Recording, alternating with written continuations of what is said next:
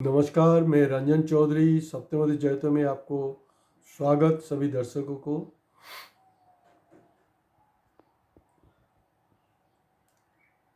बात कभी कभी अपना गला भी बैठ जाता है, क्या बात करूं। जो बात नहीं करना चाहिए वो भी कभी कभी घटनाक्रम बोलने के लिए बाध्य करते रहता है। इलेक्शन रिजल्ट निकलने के पहले ही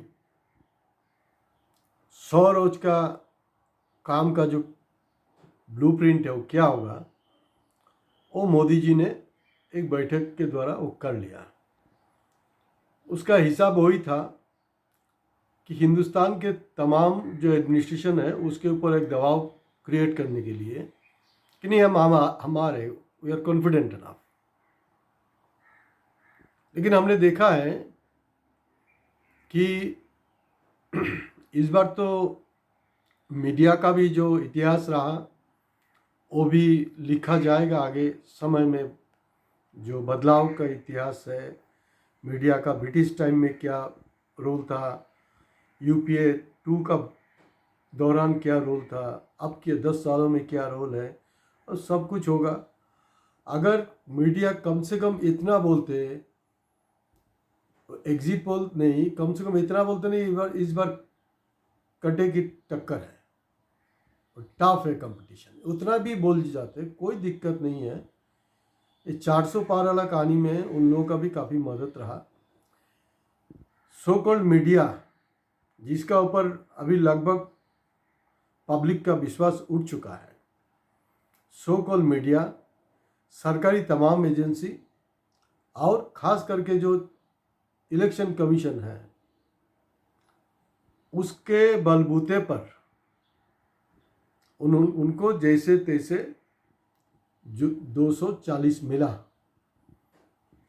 अगर वो इस तरह का घटना नहीं होता तो 272 तो दूर की बात है, बीजेपी जो है वो 172 से 180 का अंदर में सिमट जाते।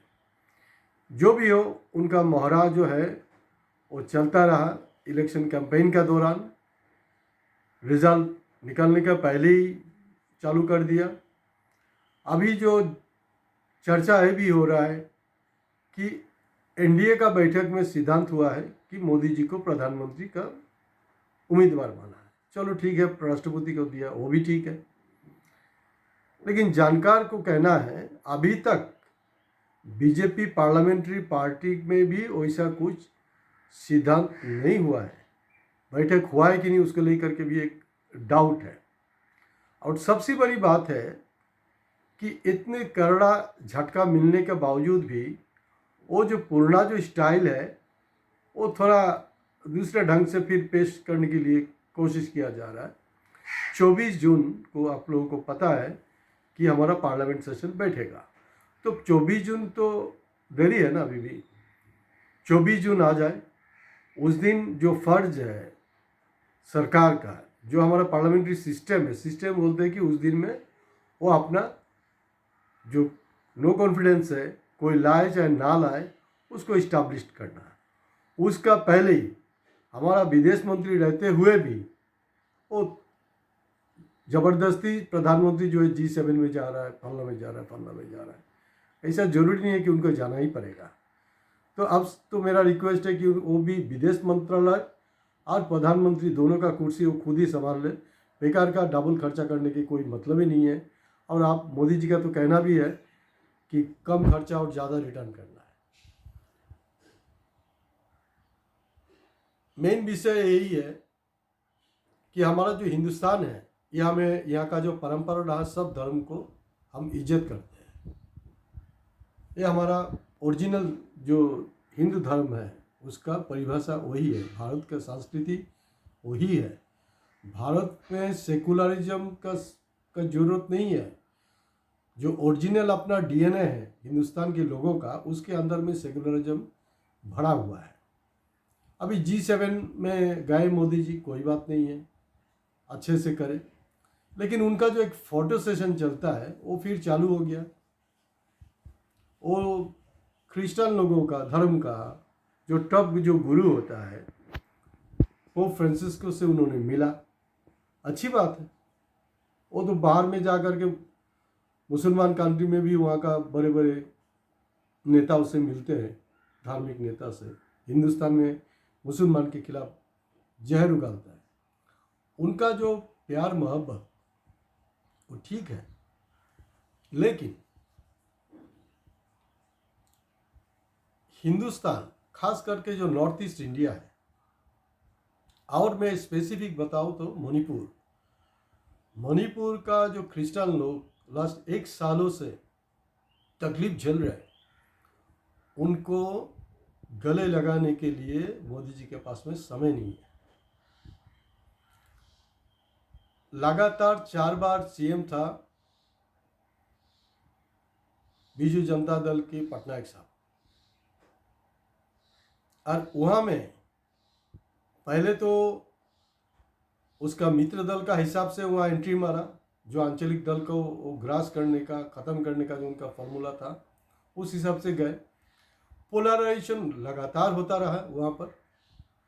अब कोई सोचेंगे कि अगर 20 सीट वहाँ पर नहीं मिलता तो सीधी सी बात है, इलेक्शन कमीशन की बात छोड़ दीजिए, 240 नहीं 220 में सिमट जाता।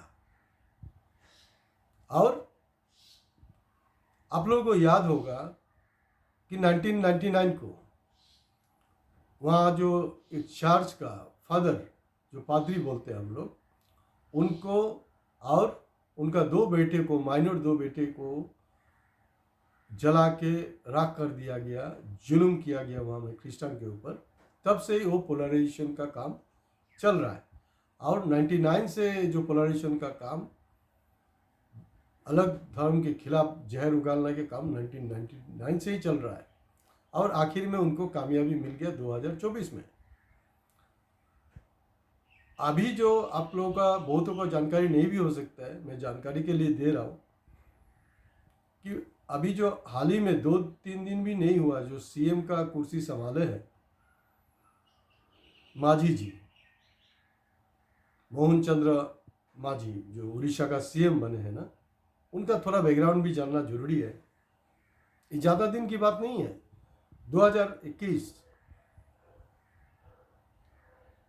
2022 में उन्होंने उसका जो मेन एक्यूज्ड है दारा सिंह जी, दारा सिंह मतलब वो अपना रामायण का दारा सिंह नहीं, जो पहलवान थे वो नहीं, वो तो सेकुलर थे।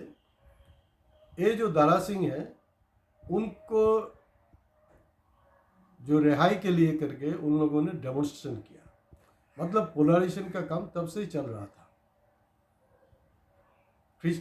अभी कभी कोई जगह पर वो क्रिश्चियन के खिलाफ कर रहा है, फिर केरला में भी अपना एंट्री मार लिया, स्कोर कर दिया। वहाँ भी क्रिश्चियन का साथ में मुसलमानों का जंग लगाने की कोशिश कर रहा है, गंडगोल लगाने की कोशिश कर रहा है। तो ये जो है हिंदुस्तान के अंदर में जो संख्यालघु है, वो क्रिश्चियन हो चाहे मुसलमान हो, जो भी हो, उसका प्रति आप एक राजनीति करते हो, और राजनीतिक मंच पे, विश्व राजनीतिक मंच पे आप दूसरे ड्रामा करते हो। ये सही नहीं है। मोदी जी अभी कुछ करिए आप। जो रिलीजियस माइनॉरिटी है, और रिलीजियस माइनॉरिटी का क्या बात करें। अब तो ऐसा हो गया कि अयोध्या का जो हिंदू है वो आपको वोट नहीं दिया, वो नाराज़ है। वो मुसलमान नहीं, वहाँ का हिंदू भी नाराज़ है। आपके जो भक्त लोग हैं उन लोगों ने ट्रोल करना चालू कर दिया कि वो लोग एंटी हिंदू है। इतने दिन तो जो माइनॉरिटीज़ है उसको एंटी हिंदू, एंटी नेशनल बोला जाता रहा। अब ऐसा हालत है, वहाँ का जो हिंदू है उसका वहाँ में कोई सामान ना खरीदे, वो एंटी नेशनल है, एंटी हिंदू है, इस तरह का कर रहे हैं। जहाँ पर आप जीत गए वो ठीक है, जहाँ पर आप हार गए वहाँ ठीक नहीं है। ऐसे नहीं चल सकते। अभी हाल ही में संघ प्रधान में भी आपको अंदर से बोला कि कोई विशेष कारण से बोला, पता नहीं है, उन्होंने भी आपको सर्वधर्म का जो बात है ये सब कुछ ज्ञान आपको दिया है। लेकिन उसके बावजूद भी देख रहे हैं कि आप G7 में जा कर के, अच्छी बात है, पोप फ्रांसिस्को से आप मिल रहे, गले मिल रहे, लेकिन हिंदुस्तान के जो क्रिश्चियन है, अब उड़ीसा का जो सीएम बना है, उसके बारे में मैं इतना ही बताऊं कि 99 में जो वहाँ में क्रिश्चियन का ऊपर में जुल्म हुआ, पादरी को भी नहीं छोड़ा गया। और पादरी बोलने से याद आ गया अभी, स्टैन स्वामी को जेल के अंदर कितना तरपा तरपा के उनको मारा गया है, वो भी आपको जरूर याद होगा। अभी इतने ज्ञानी गुणी आदमी हैं मोदी जी, मैं तो उनको सलाह देना सही नहीं होगा, लेकिन ये जो राजनीति चल रहा है वो सही नहीं है।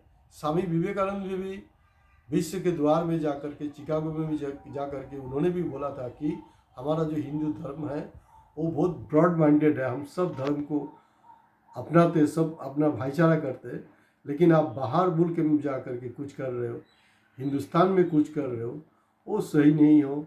आपके वोट के लिए आप वहाँ पर क्रिश्चियन, केरला में क्रिश्चियन और मुसलमानों के साथ संघात लगा रहे हो, मणिपुर में क्रिश्चियन का साथ में आप हिंदू मैती जो है उसका साथ संघात लगा रहे हो। लेकिन उसका जो नतीजा क्या हुआ मणिपुर में, वो तो सिर्फ मणिपुर नहीं, नागालैंड हो चाहे मेघालय हो, उल्टा जो झटका लगा वो भी आपने देखा है।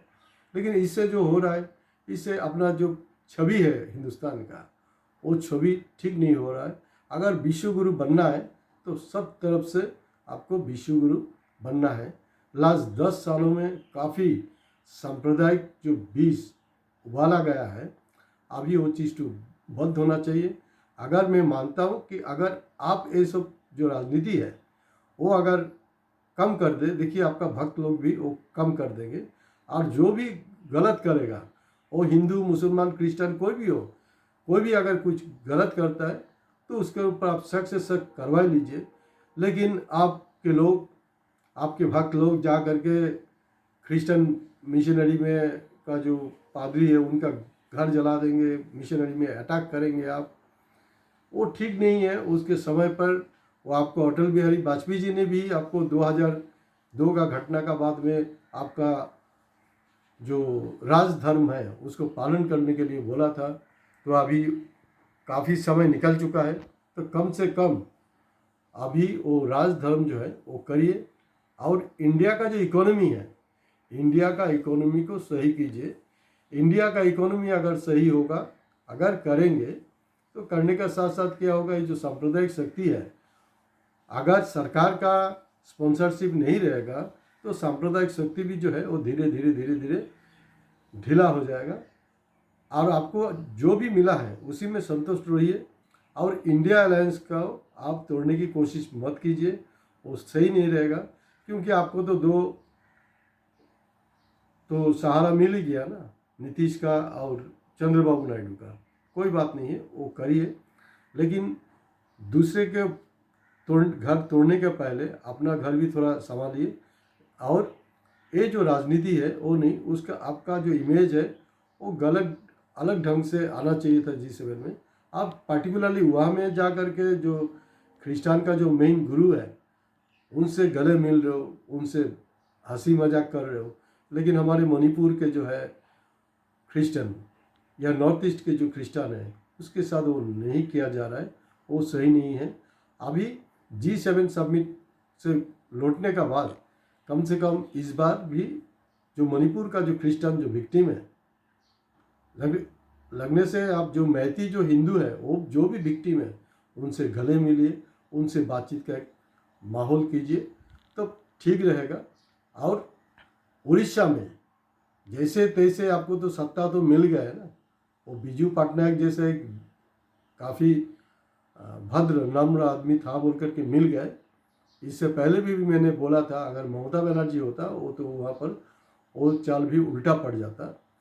तो अभी जो क्रिश्चियन का प्रति, जो पोप फ्रांसिस का प्रति जो आपका लगाव है, उसका रिफ्लेक्शन हिंदुस्तान का अंदर में रहने वाले क्रिश्चियन के अंदर में भी वो चीज़ तो रहना चाहिए।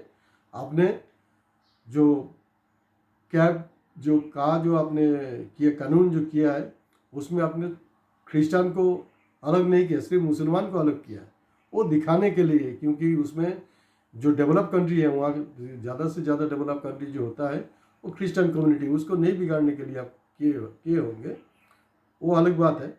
लेकिन सभी धर्म को आप इज्जत करिए, वो हमारे तभी भारत विश्व गुरु बनेगा। यही मेरा आपसे प्रार्थना है। नमस्कार।